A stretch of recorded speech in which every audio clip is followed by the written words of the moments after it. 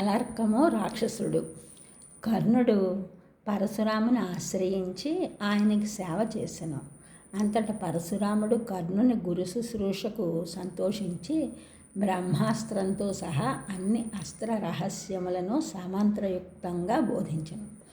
ఒకనాడు కర్ణుడి ఒడిలో తల పెట్టుకుని గురువగు పరశురాముడు నిద్రించే సమయంలో అలర్కము అనే ఒక కీటకం కర్ణుని తొడను తొలవడం మొదలుపెట్టింది.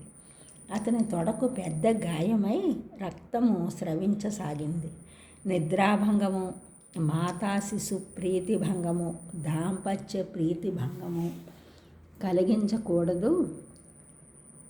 ఆ విధంగా చేసినట్లయితే పాపమని కర్ణుడు కదలకుండా పరశురామునికి నిద్రాభంగం కలిగించకుండా నొప్పిని ఓర్చుకున్నాడు. అయితే స్రవించే రక్తంతో పరశురాముని శరీరం తడిసింది.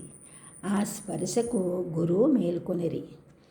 కీటకము మరణించి రాక్షసాకృతిని పొంది, దయామయ, నేను శాపగ్రస్తుడను, రాక్షసుడను, భృగుపత్నిని అపహరించి తిని, అందుకు భృగువు కీటకము కొమ్ము అని శపించెను.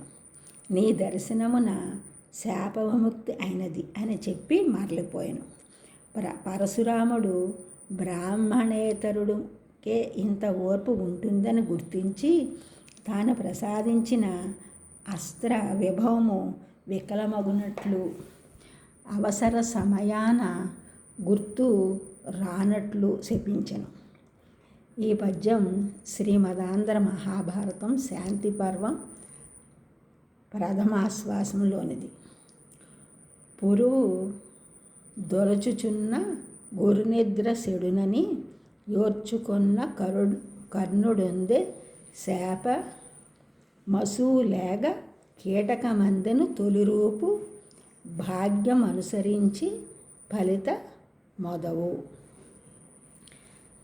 ఈ ఛానల్ చూస్తున్న వారందరూ కూడా సబ్స్క్రైబ్ చేయండి, షేర్ చేయండి, లైక్ చేయండి, కామెంట్ చేయండి. సబ్స్క్రైబ్ చేసిన వారందరూ కూడా కృతజ్ఞతలు. షేర్ చేస్తున్నారు, లైక్ చేస్తున్నారు, కామెంట్ చేసిన వారందరికీ కూడా ధన్యవాదములు.